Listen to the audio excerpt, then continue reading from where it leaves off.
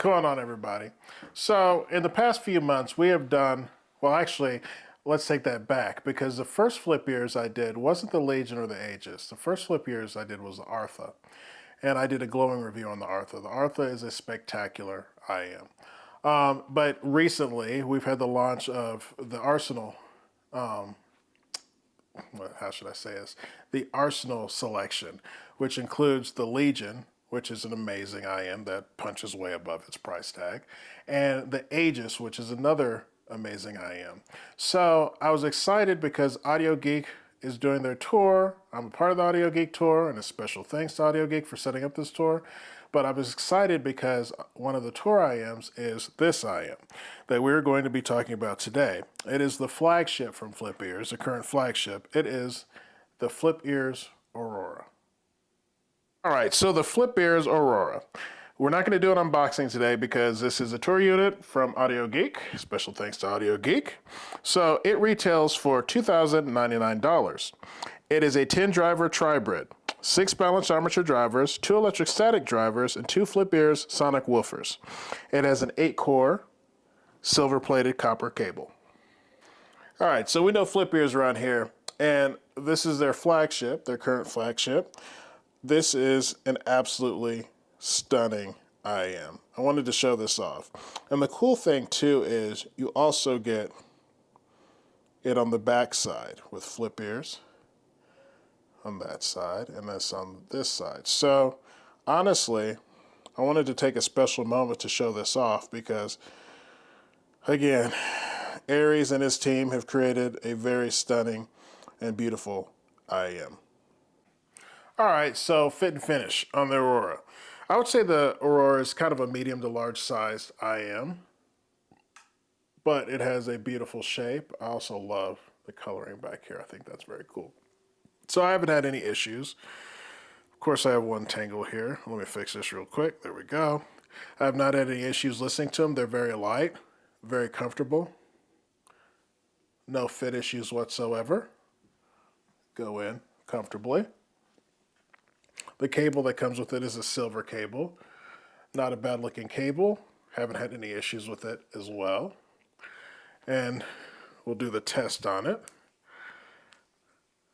It's not fighting me, so that's a good thing. So pound for pound, the presentation's really good. All right, so what are my expectations with a flip ear, right? I expect for it to have some very good bass, especially with texture, but quality and quantity where if it needs to slam, it slams. I expect the mids to be a little bit on the warm side, but not taking away from resolution, detail, and have beautiful voices, beautiful timbre, beautiful instruments like that. And I expect for the treble to be nice, but a safer treble, but still have the extension that is needed to make the instruments, i.e. like cymbals and things like that, sound great. So, do I get all that with this Flip Ears flagship, the Aurora? Yes, I do, in spades. Because you have to think the Aurora came before the rest of the ones we've done, the Artha, the Legion, the Aegis, right? And it was the flagship. This is the newer version, so this is the 2024 version. So it's been a flagship for a while. And with that, there's been the Apostles, the Jet Black, the Maven 2, the Claras. So, and that's just to name a few. The Incognita, which is about to be launched. There's just a whole bunch of new IMs that have been launched since this came out. Now, this is their flagship at $2,000. And it's so cool to kind of go back in history and sit there and go, wow, Aries has been doing this for a long time. Making a model priced here, but it goes here. And that's what I love about the Legion.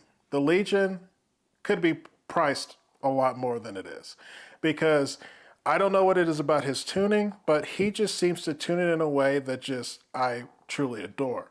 So you've got this IM that's got this thunderous, meaty bass when it is needed, but if you need something, need it to be delicate, it pulls back. And you're not getting this thunderous bass and an orchestral piece, right? That'd be annoying, even though it'd be kind of cool. because sometimes when those little strums come in, you just want to feel it, but you do. But it's the texture of it. It's the almost feeling like you're the string being strummed, what you kind of want to feel, right?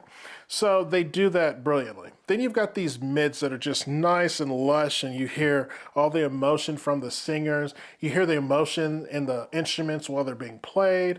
So things, Tony Braxton on Break My Heart is a great one on these. Playing God or any of Charlie Robbins stuff.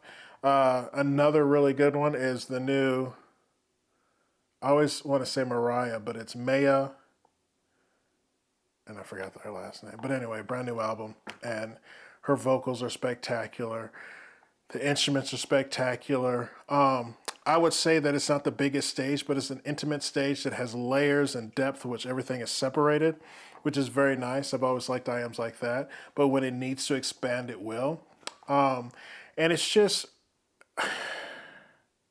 I've listened to a lot of IEMs in the $3,000 to $4,000 price range recently, and it's kind of crazy. I like the tuning on these better, and it's not the only one.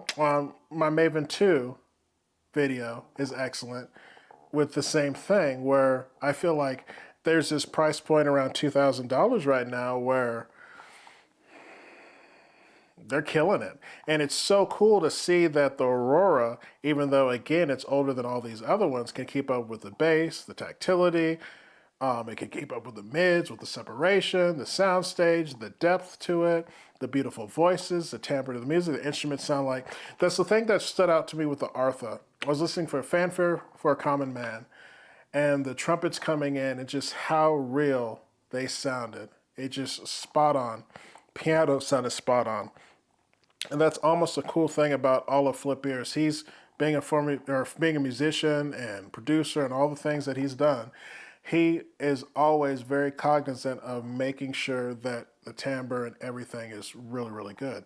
So the Aurora is just, it might be old, but don't ever count out the old stuff, because what makes the Aurora special is it shoots above where it is now, and it keeps up with all the new stuff out there. So yeah, the Aurora is great. It's definitely one that if you are shopping within that price range, or you want a really good bang for the buck IEM, it's definitely one to check out. Right, so is the Aurora a buy? I think so. Another all-arounder, something you can listen to with all your music and enjoy it. And what's cool is it keeps up not only with all the new generation of IEMs around the $2,000 mark, but it actually overshoots a lot of them, especially with just the way it plays music. That's Flip Ears is known for that. Bang for the buck. You're not gonna have to spend this much to get this much when they'll put it at this price. So that's just dope. So definitely one you ought to check out, and it's really good. If you have any questions or comments, feel free to ask, and I will see you in the next video.